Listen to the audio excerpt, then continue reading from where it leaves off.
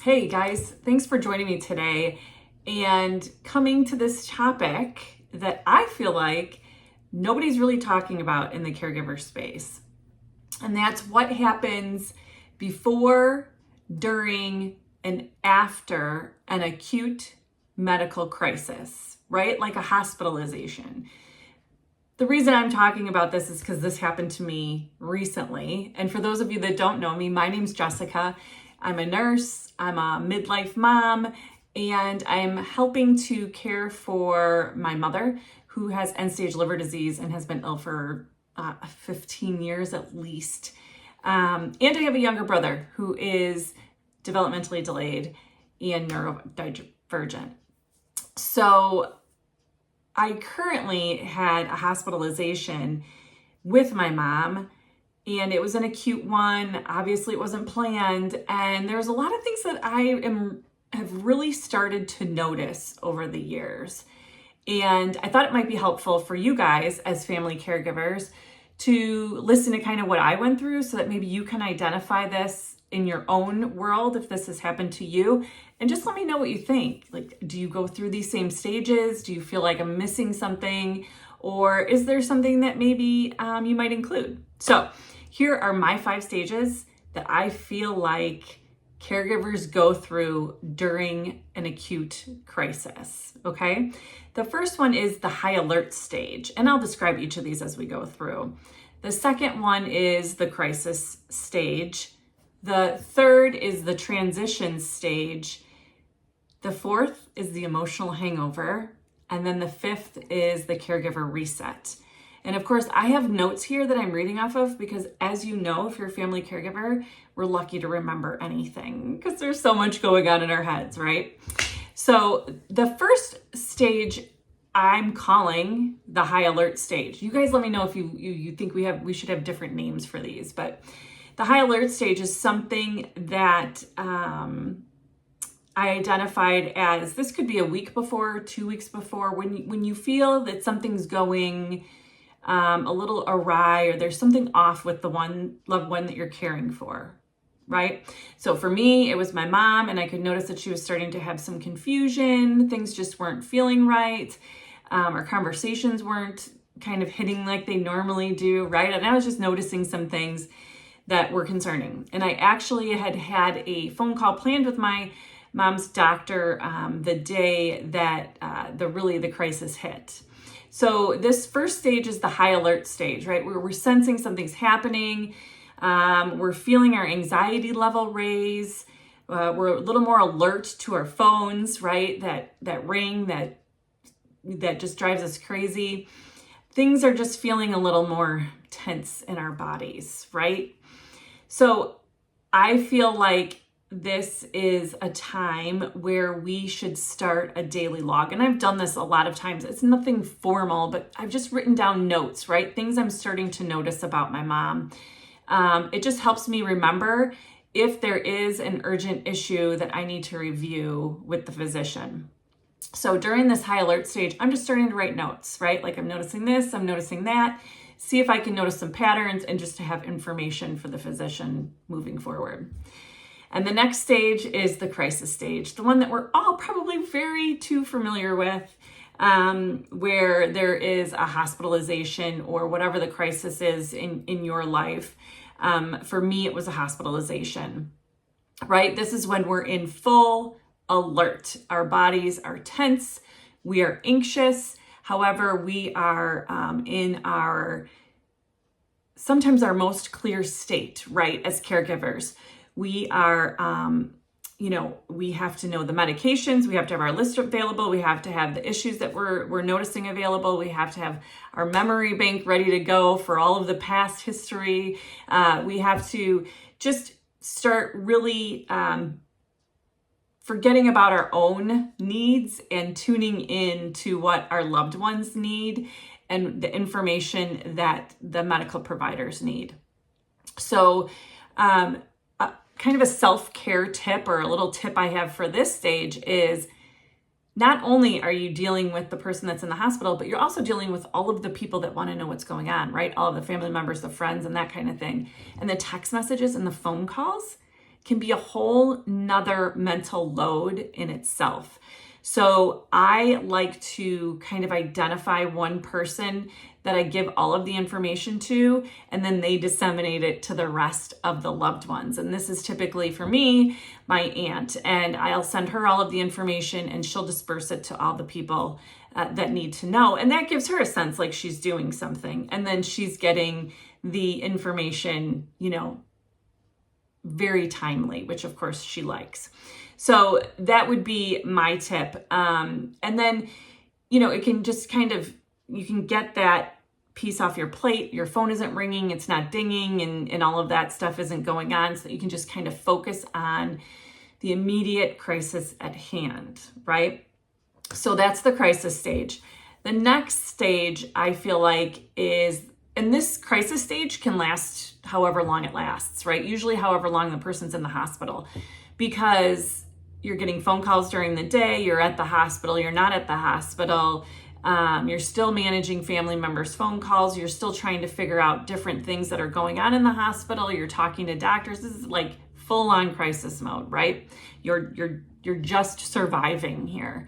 And so this can last a couple of days, this can last a week, this can last a month, this can last a very long time. And this is where your whole body is just in high alert stage, right?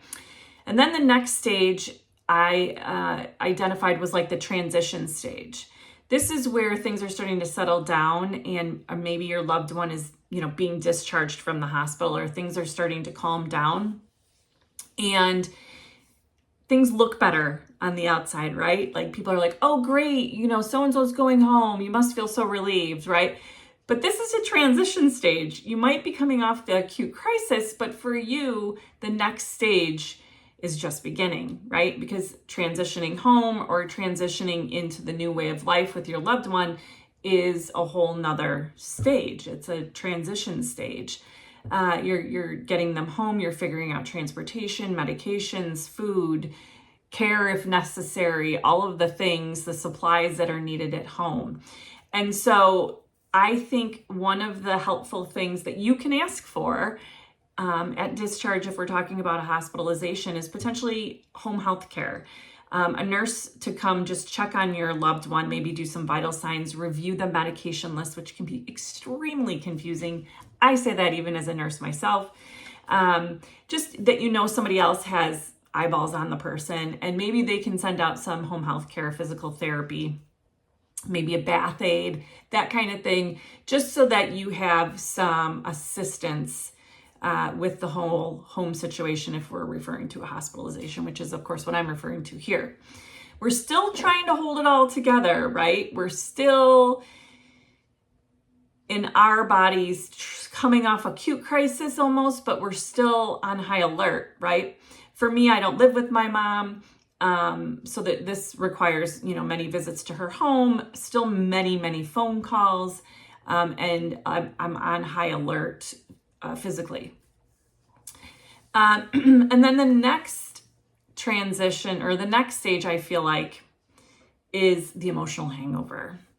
And I don't know if this is a good term or not. You guys let me know, but I really do feel like it's almost like a hangover.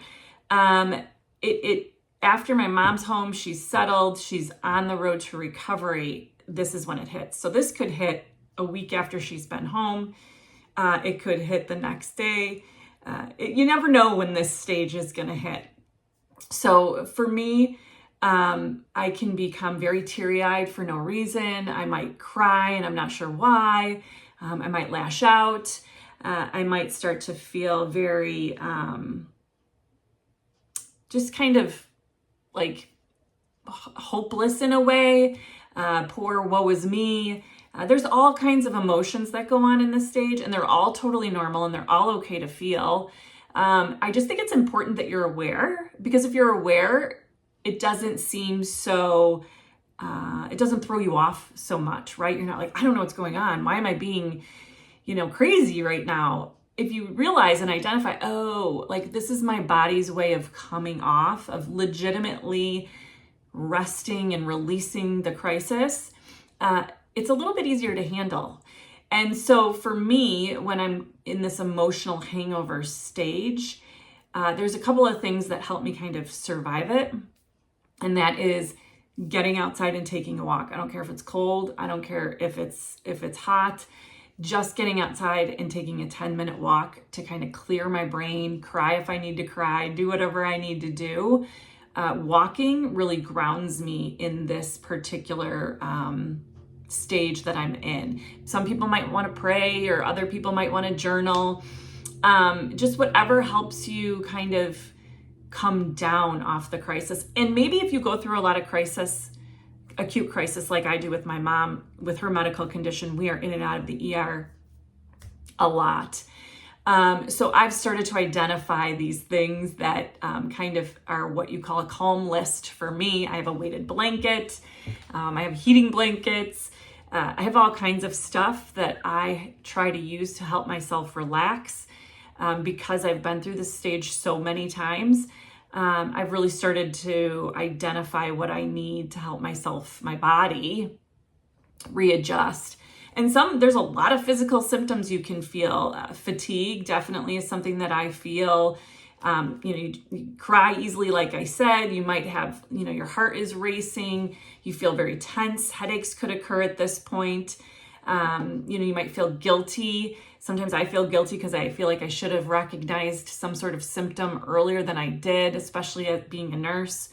Just all those different things can come in during this stage, and it can really throw you off.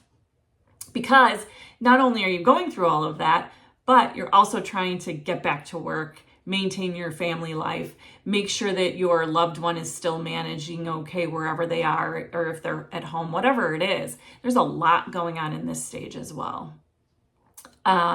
So it can all seem very, very overwhelming, but eventually the fifth stage, the caregiver reset, comes into play, right?